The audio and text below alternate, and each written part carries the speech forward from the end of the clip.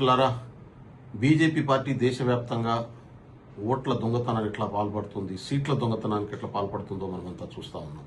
రేపు రాజ్యసభకు దేశవ్యాప్తంగా ఎన్నికలు జరగబోతా ఉన్నాయి.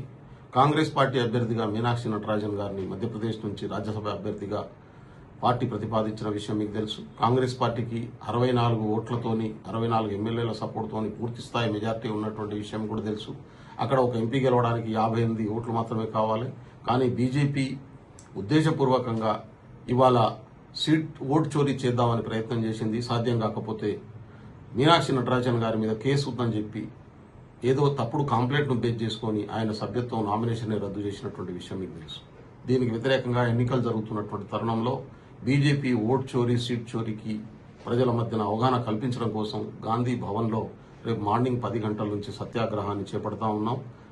కాంగ్రెస్ పార్టీ కార్యకర్తలు, అభిమానులు చరక సత్యాగ్రహం జరుగుతుంది కాబట్టి చరక నేర్చుకున్నటువంటి వాళ్ళు మీ దగ్గర ఉన్నటువంటి చరకలను తీసుకొని మార్నింగ్ 10 గంటల వరకు గాంధీ భవన్కు రావాలని చెప్పి రేపు జరగబోయేటటువంటి బీజేపీ ఓట్ అండ్ సీట్ చోరీకి విరుద్ధంగా మన సత్యాగ్రహాన్ని ప్రదర్శించాలని కోరుతా ఉన్నాను.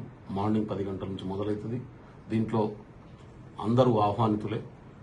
అందరూ ప్రతి ఒక్కరూ మన బాధ్యతగా పాల్గొందాం. బీజేపీ దేశం విధ్వంసం చేస్తున్నటువంటి తీరును సమాజానికి అర్థం చేద్దామని కోరుతా ఉన్నాను. నమస్కారం.